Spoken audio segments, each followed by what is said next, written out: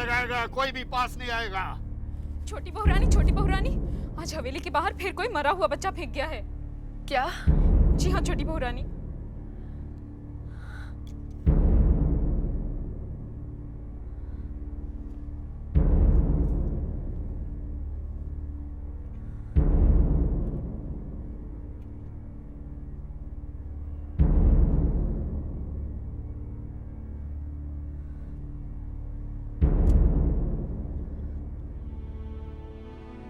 यशोदा दुलाल, भला ये कहाँ का न्याय है तुम्हारा, जिसे मजबूरी में अपनी संतान की हत्या करनी पड़ती है, उस पर तुम बार बार कृपा करते हो, और जो बदनसीब संतान के लिए तड़प रही है, उससे तुम मुंह फेरे बैठे हो। क्यों? आखिर किसका पाप है ये? जिस औरत की काली करतूत है उसे खींचकर बाहर तो निकालो, देखे काली है या गोरी, बहू है या दासी। हटो हटो हटो, निकालो हटो, निकालो निकालो निकालो निकालो। बच्चा को यहाँ से उठाओ, मैं अंदर जाके मजले बाबू से बात करता हूँ। हुजूर, आपके सामने तो 3 बार कहलवा कर भेजा है। मजले बाबू अपना काम खत्म किए बगैर छत से उतरने वाले नहीं। छत पर वैसा कौन सा काम कर रहे हैं वो? पतंग उड़ा रहे हैं। पतंग?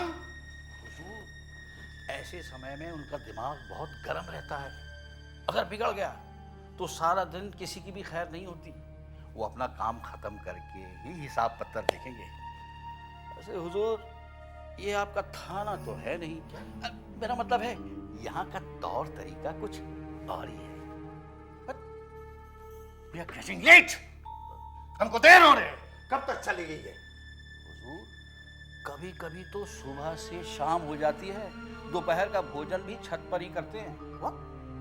हुजूर, ये नशा शराब और भंग से भी बहुत ही ज्यादा खतरनाक है। भोजन पड़ा रहता है, उसका भी होश नहीं रहता, बस ध्यान रहता है तो सिर्फ उड़ती हुई पतंग और उसकी पेच पर। ये छोड़िए थोड़ा, बस थोड़ा और।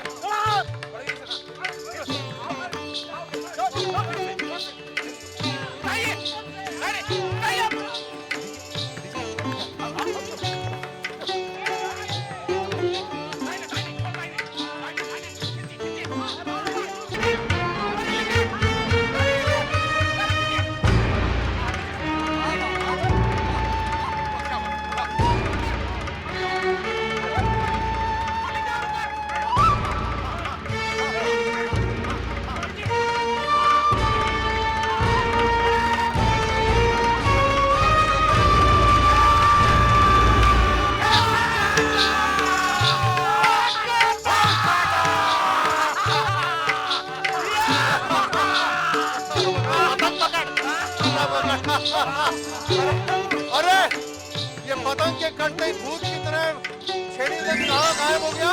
अरे सर पे दुम्बा होके भाग गया रे। लोचन जी दरोगा को नीचे नाच घर में बिठा। जी और भी तो सरकार को बुला ले। ठीक है सरकार। जा। और कब तक? हुजूर, सब्र कीजिए, सब्र का फल बहुत मीठा होता है। व्हाट होता है? आप नहीं समझेंगे, जब मजले बाबू आएंगे तब सब समझ जाएंगे। बिंदु जी, लीजिए, आ गया बुलावा। बिंदु जी, आप दारोगा बाबू को लेकर नाच घर में जाइए, मजले बाबू वहीं पहुंच जाएंगे। चलिए दारोगा जी, आइए। मजलिमान की पेट में बड़ा दर्द हो रहा है। जो देख कर आई या सुन कर आई वो सुना दे, दर्द गायब हो जाएगा। मजली मालकिन, हवेली के बाहर आज फिर एक मरा हुआ बच्चा मिला है। अच्छा? दर्द बंद हो गया है। पहले भी 2 बार ऐसा हुआ है। किसने किया है ये सब? जिसने पहले किया था। पहले किसने किया था? जिसने अब किया। मालकिन अब सब कुछ जानती है, मगर नाम नहीं लेना चाहती। तू भी तो जानती है, तू ही क्यों ना नाम ले लेती? लेकिन बात इस बार बिगड़ गई है। हवेली के बाहर बहुत भीड़ लगी हुई थी और पुलिस भी आ गई है। पुलिस? हाँ, वो गोरा दरोगा और मजले बाबू में बातचीत चल रही है। मछली बाबू? ये सब तो जमींदारी शान है दरोगा बाबू, वरना अगर ऐसे बच्चों की जिम्मेदारी हम लेने लगे तो पूरी की पूरी रियाया खड़ी हो जाएगी। But please try to understand my position, मजले बाबू। हम समझ रहे हैं दरोगा बाबू, हम सब समझ रहे हैं। ये हरामजादी कुतिया अपना पाप हमारी हवेली के गेट पर फेंकती है। तो आप इसकी कोई इंतजाम क्यों नहीं करते? हम नहीं चाहते कि नन्हे बाबू की शादी से पहले कोई झमेला खड़ा हो। हम चाहते हैं कि गिरी इस हवेली में दिखाई नहीं देनी चाहिए। अब एक काम कीजिए,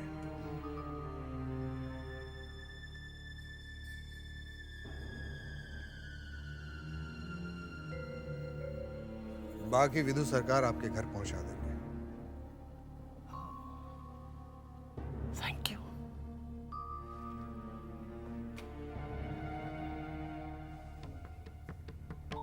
मंत्री बाबू,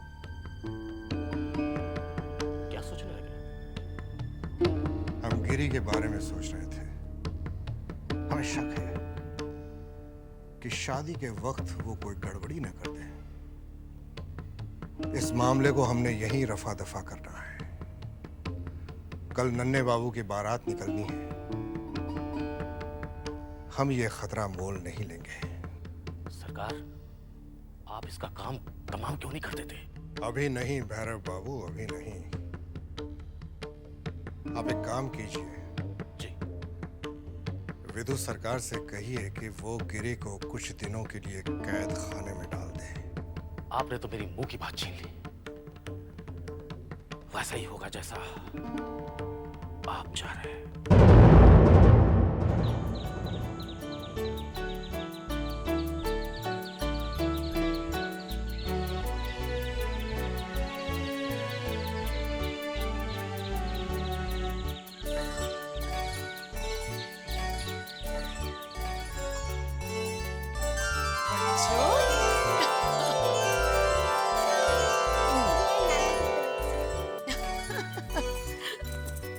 ये नानी की तरफ से है। उन्होंने कहा था कि आपको बहुत प्यार देने, हमारे तरफ से आपको बहुत प्यार देने।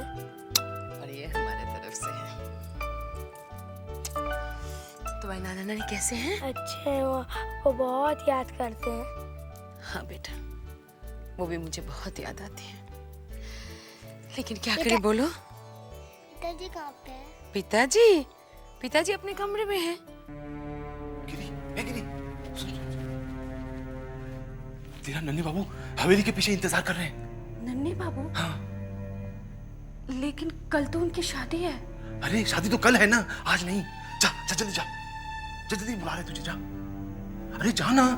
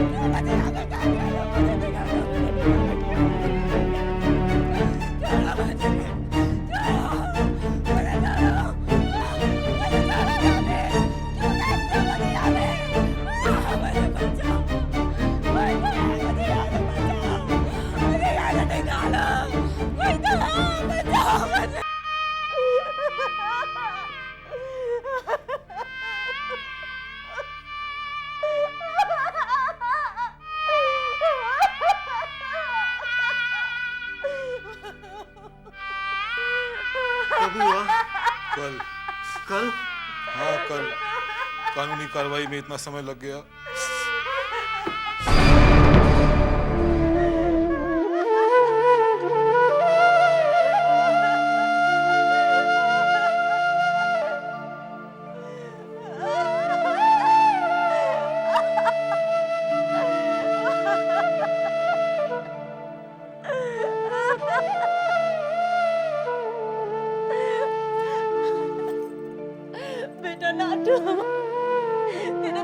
मुझे अनाथ बना गए और मुझे विधवा। कल तक तो अच्छे भले थे, पतंग उड़ाने गए थे।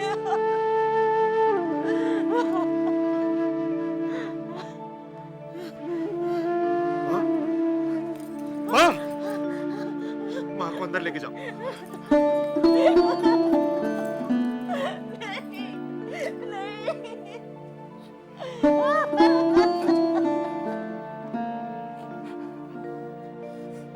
पिताजी,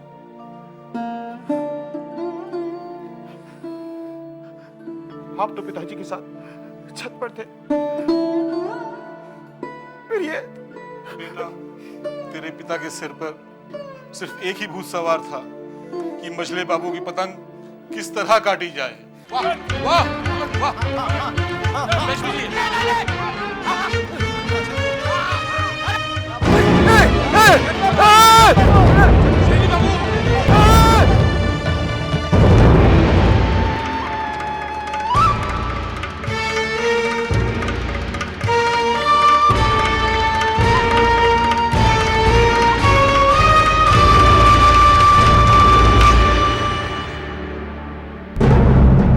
दुश्मनी तो अब शुरू हुई है।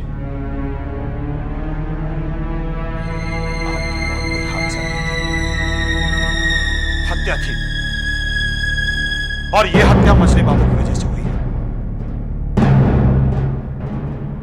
पिताजी, मैं शपथ लेता हूं, शपथ लेता हूं कि मैं आपकी मौत का बदला लेकर ही रहूंगा।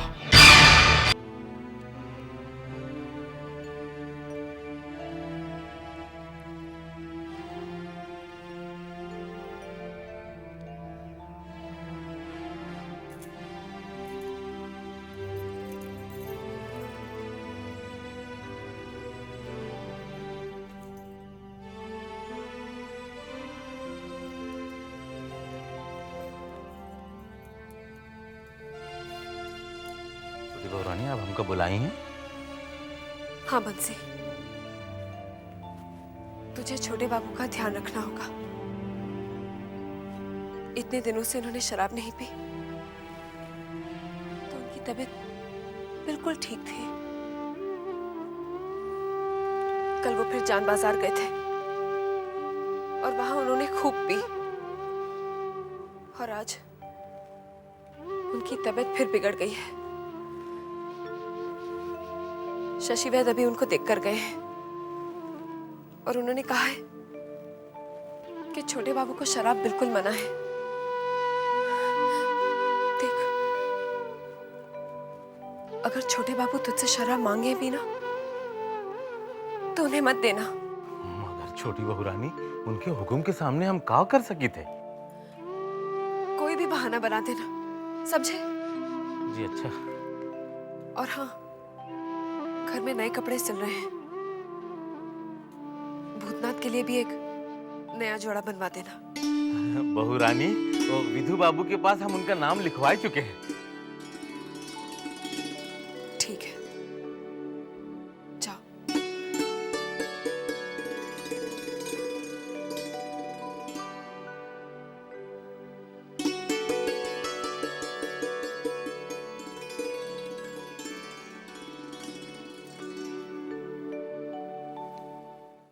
कमल, कमल, गोविंद, गोविंद, गोविंद, लच्छू, लच्छू, बीनू, ये बीनू, महेश। ये रहा महेश। 20 लोगों के कपड़े सिल गए, बाकी बचे मधुसूदन, लोचन, बंसी, भूतनाथ। ये भूतनाथ कौन है? जी, ये मास्टर जी के साले हैं। उनका हवेली से क्या लेना देना? उनका नाम काट देता हूँ। विदु सरकार जी, इनाम छोटी बहू रानी की तरफ से आया है और उनका हुक्म है कि हवेली के सारे नौकरों के साथ साले साहब का भी कपड़ा सिला जाए। छोटी बहू का हुक्म है तो लिख लेता हूँ।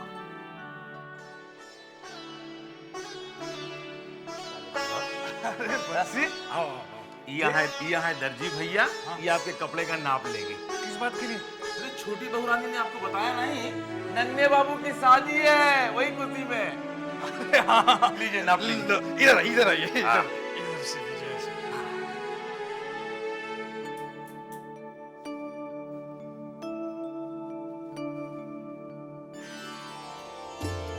अरे भैया जल्दी जल्दी दाढ़ी बनाओ, अभी कितने लोग बाकी हैं यार, हम भी बाकी हैं, शादी में जाना है, शादी में। हाँ भैया जल्दी जल्दी करो, हम लोग भी तो बाकी हैं। हाँ भैया कहीं ऐसा ना हो कि बारात चली जाए और हम लोग यहीं छूट जाए, क्यों बंसी? अरे लोचन भैया, ये साले साहब है क्या वहाँ? हाँ अभी थोड़ी देर पहले तो देखा था, पता नहीं कहाँ।